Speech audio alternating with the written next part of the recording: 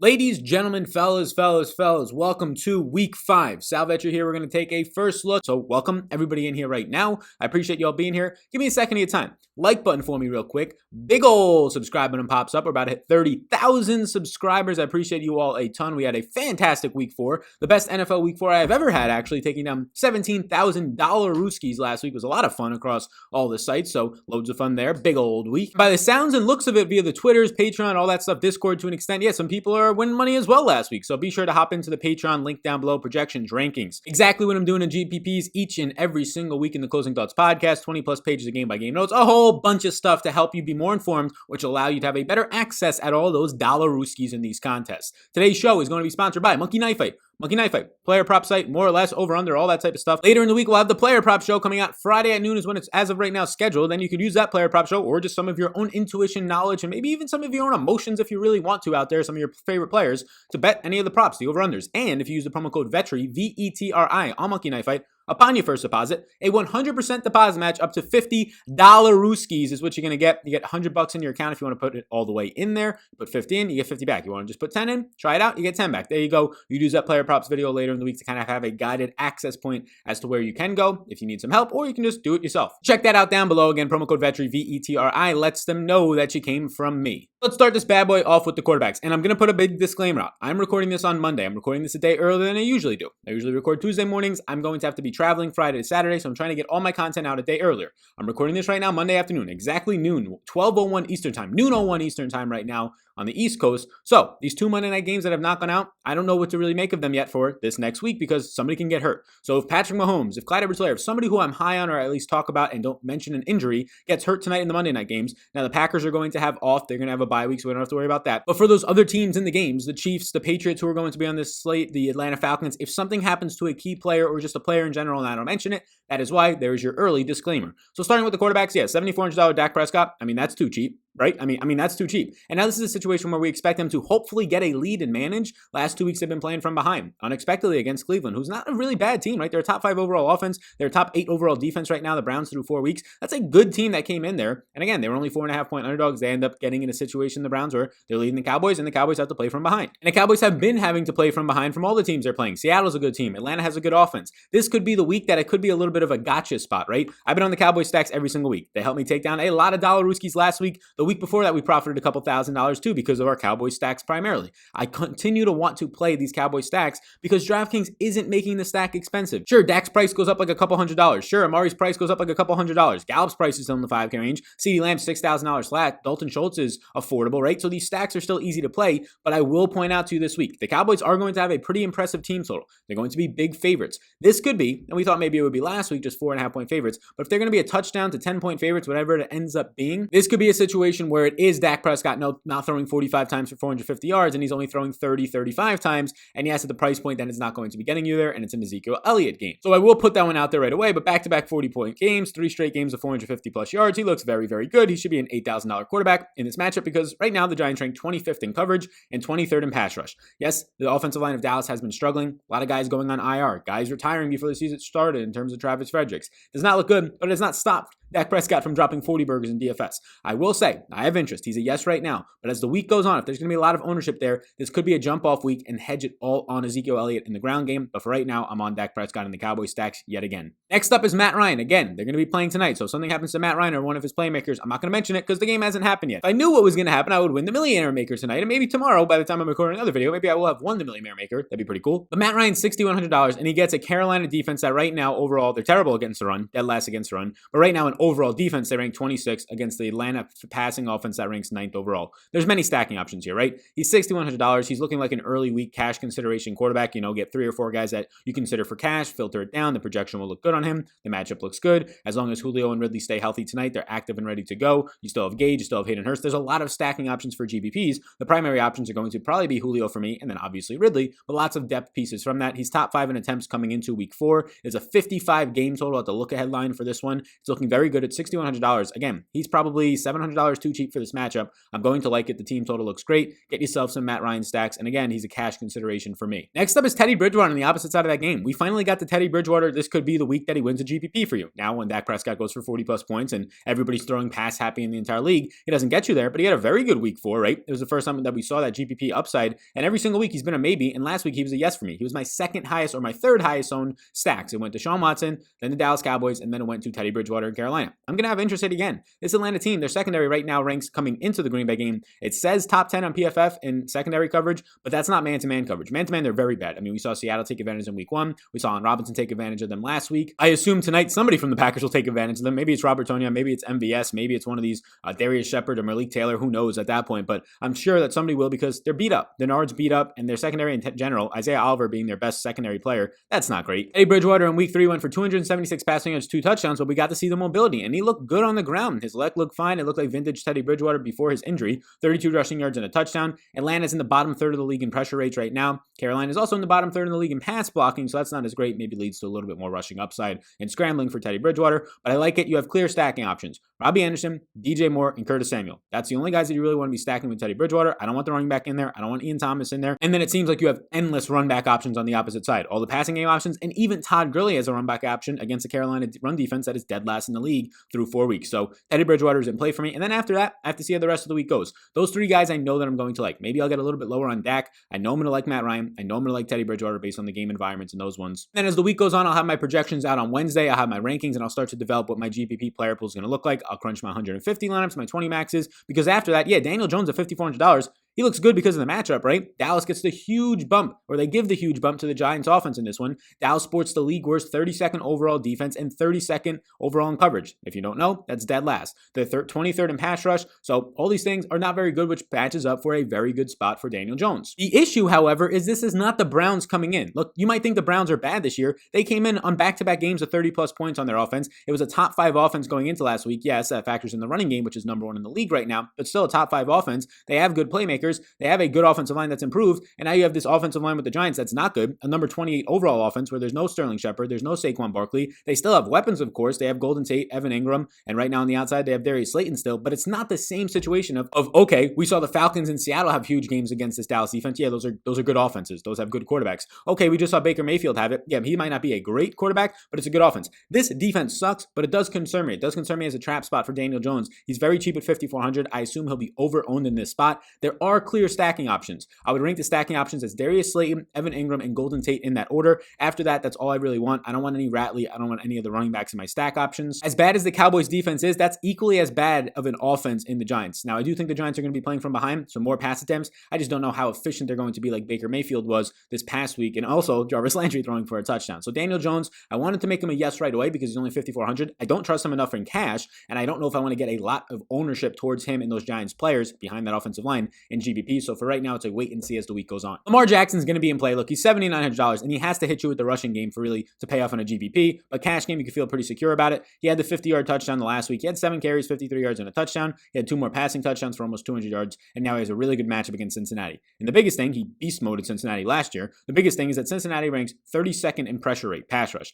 That's going to help Lamar Jackson a lot. When you're not bringing pressure for him, and he could just scramble and wait around back there and find the running lanes, that's really going to help. So if there's ever a week for Lamar Jackson to go for the 100-yard bonus on the ground this season, and it might happen a couple of times like it did last year, it would be against this Cincinnati pass rush. So yes, Lamar Jackson, he's in play as a GPP option if you have the money. He's in play as a pretty strong cash option if you have the money. I'm not going to prioritize it because I can prioritize Matt Ryan at $6,100. I could prioritize other guys in his same range like Dak, but I do think he's definitely going to be a cash consideration and obviously a GPP consideration. I don't need to stack Lamar. Last week, if you stacked him with Andrews, it paid off 2 touchdowns to him, but I don't need to stack him because of the rushing upside that I'm trying to take advantage of in this matchup. Mahomes is in play. They're going to be huge favorites with like a 30-plus implied team total, so I think I lean Clyde Edwards-Helaire a little bit more in this spot. Again, they're playing tonight, Monday night, so if I don't reference anything that happens tonight, that is why if there's an injury. But Mahomes right now, $7,700. It's just not an automatic play of Mahomes here. The stacks are going to be expensive. Tyreek and Kelsey is fairly priced, but Tyreek and Kelsey are going to be somewhat expensive on this slate. They get the matchup against Vegas, which is a very bad defense right now. Vegas currently ranks as of right now. They have a ton of young secondary players, and they're not that great of secondary players. Currently ranking like the bottom 8 in every defensive category, bottom 5 in coverage rate right now, came into the week around 29th overall. So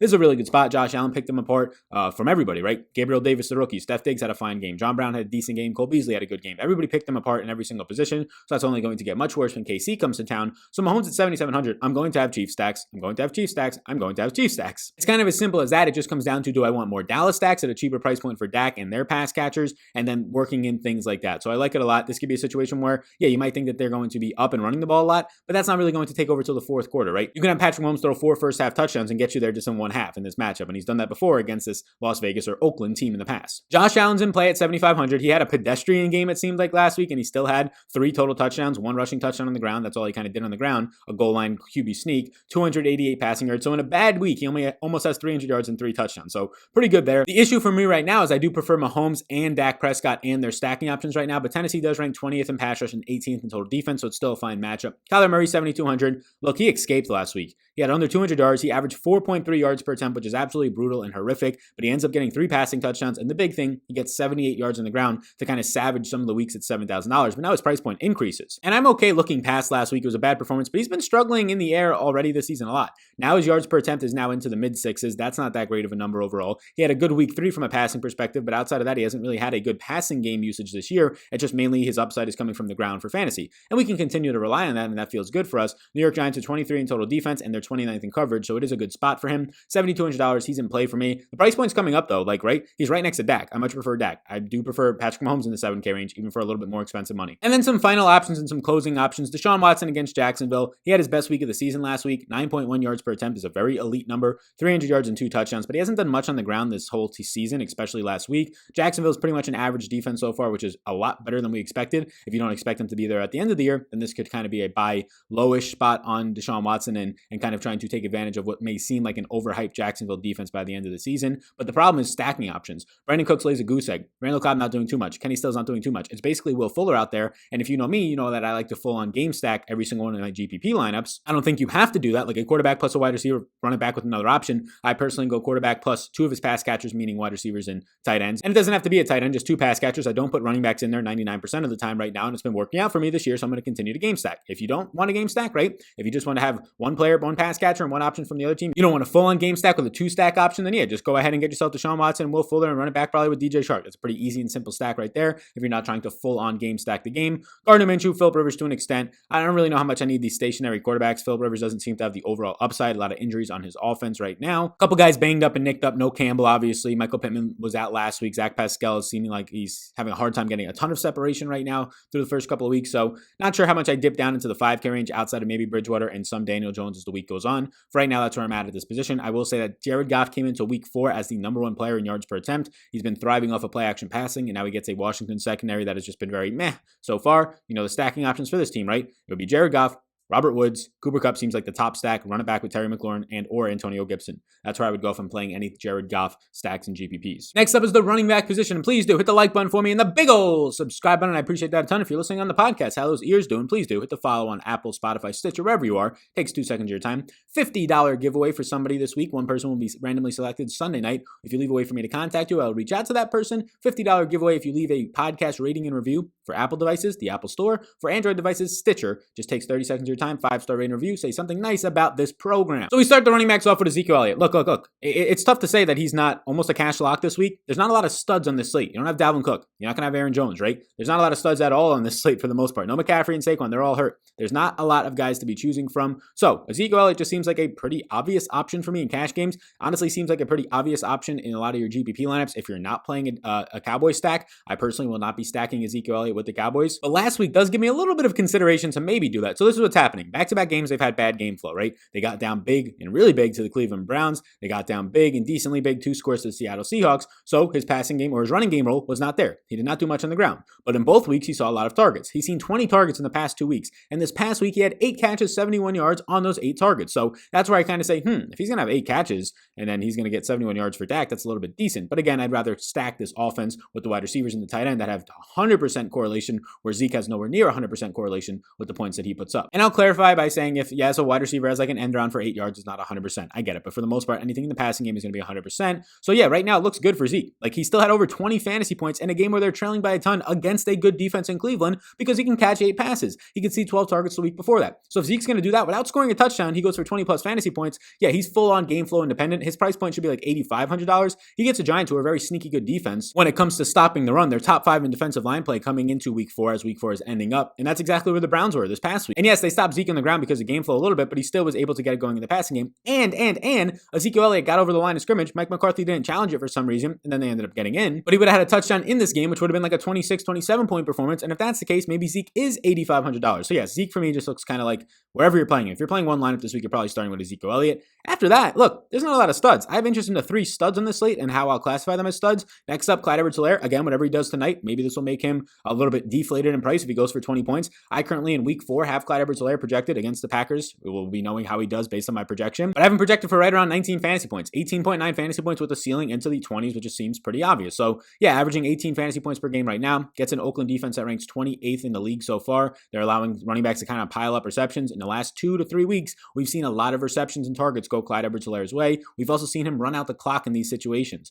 In week 3, he ran out the clock in the 4th quarter against the Ravens. In week 1, he was running down the clock, getting 20 plus touches. So I think that the workload is there for him. He's going to be on a huge favorite team, a 30-point implied total. They're big favorites, touchdown and more favorites here against the Vegas defense that is not good. It just lines up for Clyde Edwards-Helaire at $6,800. Seems too cheap. Next up, Derrick Henry. There's a nice price discount here. I still think I prefer Zeke. I still think I prefer Clyde Edwards-Helaire, but I like Henry a lot too because look, Buffalo has been sneakily awful against the run. They're bottom 5 in run defense according to Pro Football Focus through 4 weeks. And now you have a fresh Derrick Henry that as long as this game is played, right? They ended up missing last week all the COVID stuff with the Steelers. As long as this game is played, he's in line for a 25 plus touch game unless the game gets out of hand, right? If they keep this within a touchdown for most of the game, you could expect Derrick Henry to start seeing like 6 touches per quarter. And that's looking very good for Derrick Henry, who has a discount here. He's been like $7,500 to $7,800 almost every single week. Now he's $7,000 flat in what on paper, a lot of people are going to think is a tough matchup. The Bills have been very bad against the run. Again, PFF's bottom 5 run defense. Get myself some Derrick Henry. Those are my 3 yeses early in the week. Zeke, Clyde Edwards-Helaire, and Derrick Henry. Seems pretty obvious as I believe they were like 3 of the top 4 price running backs. After that, I looked to David Johnson where there's some concern here, but the price point keeps dropping. He was like $5,700 last week or $56. He's now $52. Duke Johnson returned and that was not fun. Looking at my app, seeing D Johnson is catching a 15-yard pass and getting excited and then seeing no receptions for David Johnson later, I was like, I got duped because that's Duke Johnson and he's back. Duke Johnson saw 8 total touches last week and 4 targets. He out-targeted and was out-used in the receiving game over David Johnson.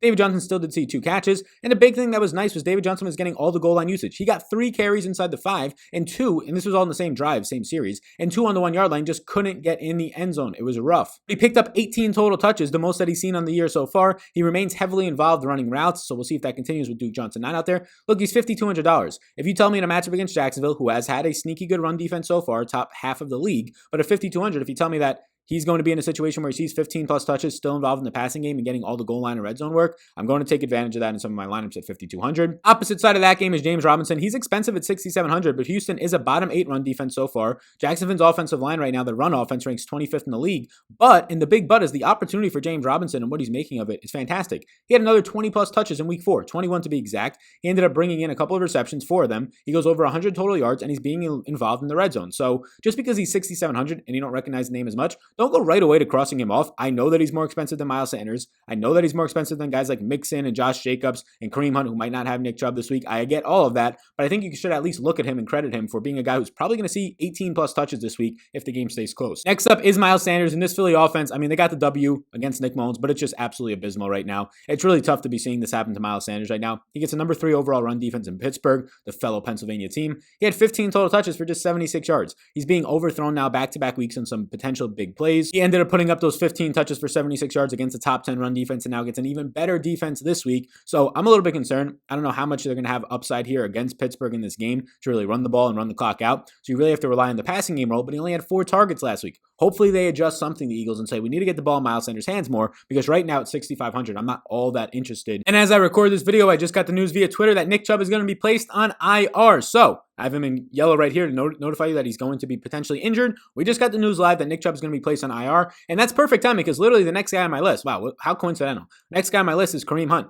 $6,500 for Kareem Hunt. He's already priced for the situation, but don't get too confused. Dearness Johnson had 13 carries just last week, but don't get too blown away on that. Kareem Hunt was limited and was listed as questionable for week 4. So there's an opportunity, and what I kind of gathered from this was that Kareem Hunt was limited last week and was not going to have a huge role anyways. Then Nick Chubb gets hurt, so they have to give a little bit more touches, some touches to Dontrell Hilliard. He had like 6 total touches. But then Dearness Johnson, no carries or no catches for Dearness, but he had 13 attempts, which led the team, and he played very well. So he might have earned himself some more touches, but I do think that Kareem Hunt is going to see himself in a featured role against Indy, who Indy coming into week 4 was the number 1 overall defense, but you saw in high situations or high stress situations, high important situations, Kareem Hunt was getting the touches inside the red zone. He had 11 carries, 71 yards, and 2 touchdowns. No passing game role. Again, that could be because of his limited status in practice and maybe dealing with some sort of an injury. So I expect him to be the RB1 and healthy. I expect Kareem Hunt to be pushing towards 16 to 20 touches in a situation where this is going to be a close game. I'm going to be making Kareem Hunt a yes right now. So Kareem Hunt is changing to a yes for me because we just got that news that Chubb is out. The only reason why he wasn't a yes was because I wasn't sure. Yes, Dearness Johnson had a nice role last week, but he's not going to lead this team in backfield touches. I think that Kareem Hunt was just battling an injury last week. $6,500 Kareem Hunt is probably about $500 too cheap in my opinion for this matchup. Next up is Mike Davis, and everybody's priced up. There's not a lot of value running backs this week. There's like one guy I would mention in the 4K range, and that's barring an injury. There's like 2 guys, maybe 3 guys in the 5K range. So we're going to have to stick to the 6K range, which is pretty loaded. Mike Davis showed you the other side of the game flow. The first 2 weeks that we got to see him play, and one was just in the 4th quarter when McCaffrey got hurt, you saw 8 and 9 targets. This past week, you saw a pretty nice 6 targets, but they were leading in this game against Arizona. They got the upset, and he ends up seeing 16 carries on the ground, averages 5.3 yards per attempt, and has a touchdown in that game, 5 catches for 27 yards. He looks like a pretty borderline elite usage player in either game flow situation right now. And now he gets a nice matchup against Atlanta, where even if they're playing from behind, that's where the targets start to spike at 6,400. I have interest. Josh Jacobs is too cheap at 6,300, but his offensive line stinks. Like even against Buffalo, who doesn't have the greatest defensive line right now in terms of run stop. And Josh Jacobs still couldn't get much done. They were not on the greatest of game scripts. Now they get Kansas City, so I hold my horses a little bit. But the price point's to the point where even if they're trailing by 10, and Josh Jacobs can get you, like he had 3 catches in this game on 4 targets. If he can get you 2 or 3 receptions, 15 touches on the ground, maybe a red zone carry or 2, it could be a nice situation for Josh Jacobs at 6,300. Their issue is if they don't get Ruggs back and maybe some other pieces that they're not really going to have to worry about much outside of Waller, Casey, and Josh Jacobs. So it could be a little bit of an easy way to stop the offense if you load the box. Joe Mixon had a big week at 6,300. I'm tempted to make him a yes. Look, he erupted 25 carries, 151 yards and 2 touchdowns, 6 yards per attempt. He also caught a touchdown on 6 passes. That's absolutely fantastic. 31 total opportunities. It's a tough spot.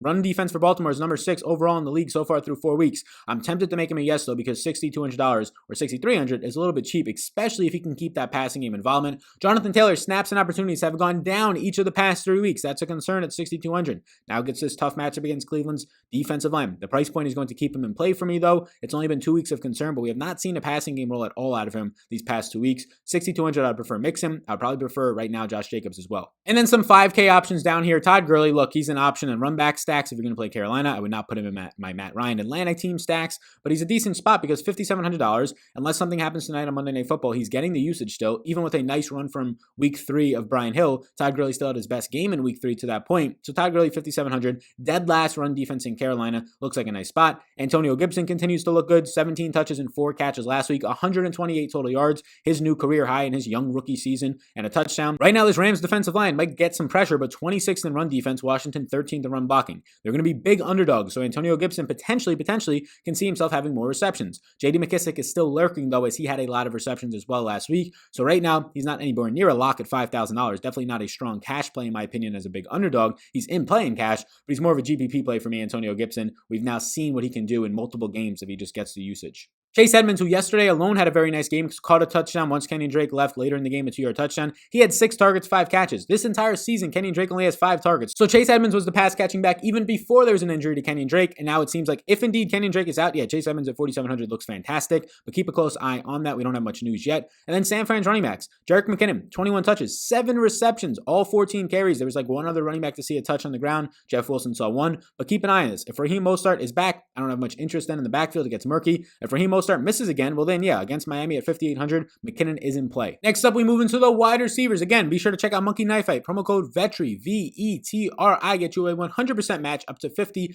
Rooskies, a player prop site, and we will have a player prop video out later this week to try and help you with some of those props as well. Link down below. You can take advantage of that lovely offer. 100% deposit match. You rarely find that. Up to $50. Monkey Knife Fight. Promo code Vetri, V-E-T-R-I. Lets him know that he came from me. So a lot of wide receivers I always have interest in. If I have interest in a quarterback, you can be damn sure I have interest in 2 or 3 of the pass pass catchers that have any type of upside because I like the game stack. So I have some interest in Kyler Murray. That means I'm going to have interest in Hopkins. Even in a bad week, Hopkins still leads the team with 7 catches, still sees a 29% target share. Now he gets a Jets matchup that is going to be very good for him. So situation where Hopkins has one bad week, it's likely going to lower his ownership. It's likely going to lower his price point at just 7,900 after being 8,500 last week. Not a lot of options to pay up for this week in general. So I do think that Hopkins once again becomes sort of a cash priority in this matchup. I do think that it becomes in play for GPPs. Amari Cooper. I like Dak. I like these stacks. Amari won me a whole bunch of Dollarooskies last week, scoring 30 plus points. He had 12 catches on 16 targets, a 28% target share, 134 yards and a touchdown. Could have been even more. He kind of fell asleep and he admitted it after game on his route that led to an interception when they were in the red zone to end the game. Giants have a pretty awful defense. James Bradbury, though, their secondary has been improved. James Bradbury is back there right now.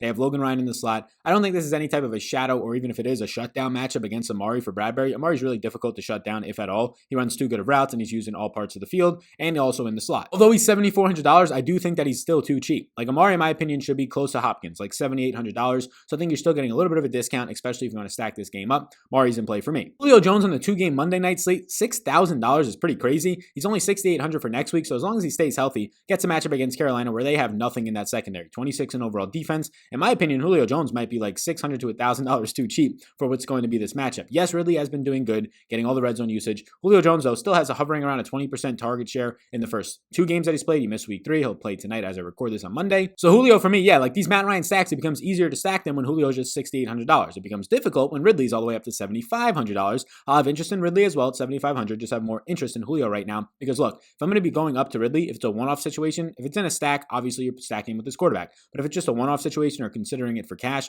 I find the money to get up to Hopkins, or I find an extra $100 less and leave it on the table if you have to get to Amari Cooper. This is one of the more egregious price points in my opinion. CeeDee Lamb at $6,000. Look, he's not having a crazy target share, but he had 7 targets yesterday, 5 catches, 79 yards, and 2 touchdowns. He's also used in the running game a little bit on end arounds. And here's the big thing. CeeDee Lamb had a 3rd touchdown that was just overthrown wildly in the back right corner. He was wide open. They lost him. Dak Prescott just wildly overthrew it. So you get CeeDee Lamb with all the upside in the world, being used in all parts of the field, the outside, but mainly in the slot where we like to see talented receivers play. He's way too cheap right now. I like his matchup against the Giants. Probably see some Logan Ryan. That's fine in my opinion. The number 1 wide receiver on the Carolina Panthers, and that is Robbie Anderson. What? It's not DJ Mooresal, top 15, top 12 overall wide receiver in the preseason rankings. Yeah, right now it looks like that Robbie Anderson is fantastic, and Adam Gase did not know how to use him when he was with the Jets because he's running intermediate routes, he's running his deep routes. He looks fantastic all over the field, and he's really clicking with Bridgewater. 8 catches on 11 targets for 99 yards, just missed a bonus on DraftKings in week 4, and now he gets a bad secondary that is a little bit banged up in Atlanta. I like Robbie Anderson a good amount. Your stacking options for Teddy Bridgewater, like I said earlier, Robbie Anderson, DJ Moore, Curtis Samuel in that order in my opinion.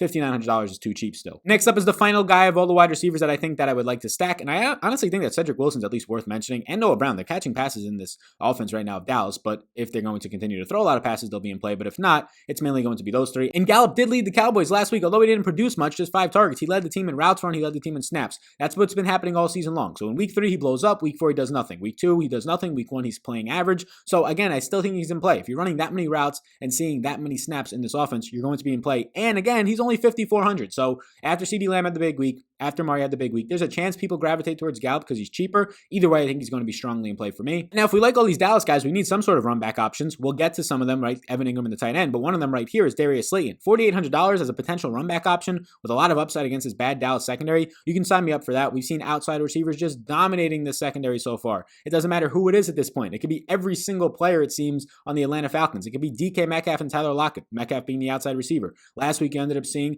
OBJ be the outside receiver to dominate them. So give me some Darius Slayton, the athletic outside receiver for Daniel Jones and the Giants at just $4,800. In week 4, he saw 7 targets, which is second only to his tight end in Evan Engram, who saw 10. I currently have Henry Ruggs as a yes. Obviously, he's banged up. Obviously, he's injured. If he's going to get full practices this week, I'll feel confident in that yes. If he's going to be limited and missing some practices and only get like 1 practice in, he'll be moved to a maybe because then he's just not fully healthy. But if we find out that he's fully healthy, he was doubtful this week, so it might be a stretch. If we find out that he's fully healthy, $4,700 for his type of skill set. He looked very good in week 1, very good down the field. Oh, he has a matchup where the Chiefs secondary is pretty average, right? Right around average, maybe even above average to this point, but I do think it's a fine matchup for him as they'll have to be targeting downfield for Derek Carr. Again, if he does not get all full practices, which I don't expect to be honest with you, I'll move him to a maybe. And then my final yes for early in the week is DJ Shark. Nice run back option if you want to do that stack we mentioned with Desean Watson and Will Fuller. It's a cheap run back option, $6,500 for a guy who had his best game of the year last year. 9 targets, led the team, 8 catches, 95 yards, and 2 tutties, got the late touchdown as well to get 2 of them in there. So I like him at $6,500 against a Houston secondary that is #not good. And then there's a ton of wide receivers I could talk about that I have some interest in. $4,600 Golden Tate. I just don't know how you play him over Slayton, who's $4,800 and has higher ceiling over Engram, who gets a lot more usage and does not leave the field and a lot of targets in general, and in my opinion has a higher ceiling, especially around the red zone. Then Golden Tate. I think Golden Tate's in play at 4,600, but you're probably expecting more times not like 6-7 targets here. It does not give you the best upside, but the matchup gives him a little bit of a bump. But again, much prefer Slayton for $200 more. Same matchup, same team. Give me Darius Slayton over Golden Tate, but both are in play. Tyreek Hill would be my number one priority in my Kansas City stacks, but I don't think I'm going to get him anywhere else at 6,900. Primarily, I'll have him in Kansas City stacks. Maybe some one-off single entry lineups I'll consider it as a contrarian play if he becomes contrarian. Houston, we already talked about Will Fuller, 6,600. He'd be my main piece in my Desean Watson stacks. 6 catches, 108 yards and a touchdown on 7 targets last week. Should have had another touchdown as well. Kind of had this little juggling catch, and the ball came out. It kind of moved when he went to the ground in the end zone. Would have been an even bigger day for Will Fuller. DJ Moore is going to be interesting. He's $6,000. He's still cheap. He's more expensive than he was last week, even though he didn't do anything, but he's had 2 poor weeks now. I still think he's in play. I do prefer Robbie Anderson, but I think they're both nice stacking options, and they're both really cheap. Teddy Bridgewater's cheap. Robbie Anderson's in the 5K range, and DJ Moore's 6K flat. So you can get a nice stack in there. You can run it back with Atlanta. Anybody you want. I would recommend Julio if I had to pick one guy, and then you're only playing guys all in the 6 and 5K range, including your quarterback, including Julio Jones. You have all the money in the world to play Ezekiel Elliott, to play a Clyde Edwards-Helaire, just build a kind of supreme team, in my opinion. It's a nice way to go for a Carolina stack. You can get a nice GPP upside score like you did last week out of Teddy Bridgewater. A lot of other guys that I can mention here if you're watching on the YouTube channel. You can see I'll scroll through a lot of the X's that I kind of have to break down as the week goes on. I'm going to have a lot of guys in my player pool. I always have a lot of guys in my player pool. Last week, not counting defenses, we had about 70 players in the player pool. So obviously a lot of wide receivers get in there, whether I have 1 or 2% ownership or all the way up to like 30+% ownership, depending on the play. I will say that Devontae Parker looks healthier and healthier as the weeks go on. Keep an eye on if Richard Sherman comes off that short-term IR. He might have 1 more week on it, but he's looking healthier and healthier. He had 10 catches on a team leading 12 targets for 110 yards. If Sherman is out yet again, I'll probably make Devontae Parker, who's just $1,500, who would see Emmanuel Mosley, then I'll probably make him a yes. We now move into the tightest of positions, the tightest of ends, and if you will, hit the like button for me, the big old subscribe button as it pops up on the YouTube channel. I do have Patreon projections, rankings, game notes, a bunch of stuff, showdown information, showdown projections and rankings, everything you could possibly imagine. The more informed you are, the better chance you have at winning. We've had a lot of people winning in the last 4 weeks, like the most that we've ever had in a 4-week stretch of any type of sport. Had a lot of people winning in the NFL right now. I think the projections are really dialed in. I think kind of all the rules and everything I'm setting in my optimizer that I talk about in my closing thoughts show over the weekends is really dialed in right now, and nothing can say more than that in the past 2 weeks. My 2 best weeks in the NFL ever. We've taken in over $20,000 in profits over the last 2 weeks. You can gain access to all those lovely pieces of information and tools and analysis linked down below in the exclusive content over on my Patreon, patreon.com/Sal_Vetri_. Tight end position now, George Kittle. I mean, oh my God, 15 catches, 183 yards and a touchdown and 15 targets. That might be the best tight end performance I've ever seen against the Eagles last week. And now he gets a matchup against Miami, and he did all that with Nick Mullins, and they're saying Jimmy Garoppolo might come back. Obviously, this was a peak performance and potentially a career performance for George Kittle, right? I mean, I don't know how many times you catch 15 passes in a game, and just based on those catches, you're going to go over 100 yards way more times than not, I would assume so. So, yeah, I mean, I don't know how often that this is going to happen. I don't think it happens again. But George Kittle at 6,600, I thought we would get the 7K tag on him. Still too cheap against Miami. Same thing for Travis Kelce. Like, these are cash considerations now. I normally don't like going into the 6K range for tight ends in my cash game lineups, but if there's enough money on the table this week, $6,400 for Kelce, $6,600 for Kittle, too cheap. Kelce is just a walking 25% target share, and he leads all tight ends in targets as of right now. Mark Andrews, I did have as a yes. That's why he's kind of sandwiched if you're watching on YouTube and an X in between the yeses. I had him as a yes. I'm going to make him a maybe, though. Like, he had 3 catches, 57 yards, and 2 touchdowns, but he only had 3 targets. He brought in all of them, which is nice, but I don't know how much volume he's really going to be able to sustain compared to, like, if you're going to tell me Mark Andrews sees 5 or 6 targets more weeks than not, but Kelce is seeing 8 to 10, and Kittle is seeing 8 to 10 as well with the 15 upside like you saw last week, or at least like the 12 upside. I don't know how often Mark Andrews sees that because his team just doesn't throw a lot. Now, he does have the fantastic matchup, but I think he's a little bit more touchdown dependent than a Kelce and a Kittle, and if they're going to be in the same price range, I'm just going to like them a lot more when I'm in that range. And also below the price point is Darren Waller. I'd rather play Darren Waller right now over Mark Andrews. It's an ideal game script against Kansas City. I don't think they have anybody who can stop him. It's a strong matchup, and in a bad week, what seemed like a bad week last week, this past week for Darren Waller, 9 catches, 88 yards, and 12 targets, and he also probably had about a drop and a half. One was a clear drop on his part, one was like a diving catch that he kind of brought in and hit the ground, those types of things. So he could add an even bigger week of like 120 yards. So Waller's just like a walking target machine right now. Yes, he got shut down by Bill Belichick, but Bill Belichick will take away your best player, and he chose Darren Waller that week. This week against Kansas City, I don't think they have anybody who can do that to him. My last yes is going to be Evan Engram because of the matchup, but also the usage. Eventually, this is going to click, especially if they can just get to the red red zone, and hopefully Dallas is the upgrade in the matchup that they need to get there. Evan Engram, 10 targets last week. He's continuing to just lead all tight ends this season in snaps and routes run. He's an elite monster in the middle of the field, and he's being used like an absolute weapon. They're just not getting closer to the red zone, and Daniel Jones doesn't have time to throw. We're hoping Dallas is the matchup that helps that. $4,600 is a nice price point. Zach Ertz, I'm going to make a no. He's a maybe right here for me, but at $5,700, I'm just making him a no right now as we do this live. Zach Ertz had a brutal performance. 4 catches on 5 targets for 9 yards. Yes, the Eagles offense has not been good, but Zach Ertz has looked just terrible in his own right. A nice catch in overtime against the Bengals. Outside of that, I haven't seen him do much all this year. And if he's $5,700, there's no way that I'm going to not try and get up to Waller or Andrews or Kelsey or Kittle, especially since they're all not that expensive this week. So I'm going to pass on Zach Ertz. Dalton Schultz will be in my Dak Prescott stacks this week. Had a really nice, strong week and strong catches this past week. 4 catches, 72 yards, and a touchdown. Almost brought in another really nice catch, which was almost a hospital ball. Dak almost led that guy into a hospital as well. Almost lost another tight end for where he placed it. But a solid matchup this week in the middle of the field. Hayden Hearst is in play. I'd probably prefer Dalton Schultz and Evan Engram, though, at $4,700. And then the cheaper options this week, nobody in the 3K range I'm seeing right now. Austin Hooper's $4,100, had 7 targets, the most he's seen this year. 5 catches, 34 yards, and a touchdown, which is nice to see in a game where they really didn't need to pass as much as they might have to this week against Indy. And Indy still allows their tight ends to catch passes. And I'll close it up by also saying former Indy tight end, Pittsburgh now tight end, Eric Ebron against Philly at $4,000. It's probably the cheapest I'm going at tight end this week, just because overall the price points on tight ends aren't that expensive. No 7K guys. You have Darren Waller at $5,900. You have Evan Engram at $46. That's probably where I stay in those ranges if I'm not paying all the way up for Kittle and Kelsey. Thank you so much for tuning into this video on this podcast episode. I appreciate you all a ton. The rest of my content schedule for this week, we got like 2 videos coming out every single day. You can find it on my Twitter, pinned up in my profile, my pinned tweet, at Vetri DFS. You can sign up for Patreon down below because the more informed you are, the better your chance at winning. You're just not going to beat people who are wildly informed, or at least you're not going to beat them more times than not, which means in the long run, you're just not going to beat those people if you don't have projections, good rankings, good analysis from a game-by-game notes perspective, and understanding matchups and things like that. And then understanding the actual gamified side of it, where you go in and if you're playing a lot of lineups, you understand your exposures, you understand how to use an optimizer if you're using one to get the best possible lineups to take into account ownership, stacking, and all this stuff. I can help you with all that. Link down below on my Patreon. Like and subscribe before you go, and be sure to check out the sponsor of the show, Monkey Knife Fight, promo code Vetri, VETRI, get you a 100% deposit match up to $50 Rooskies player prop format. The show on Friday will help you kind of get some of those props if you need some help, or just hell, choose your own. So thanks a ton, and I'll see you all in the next one, gang. Peace out, gang.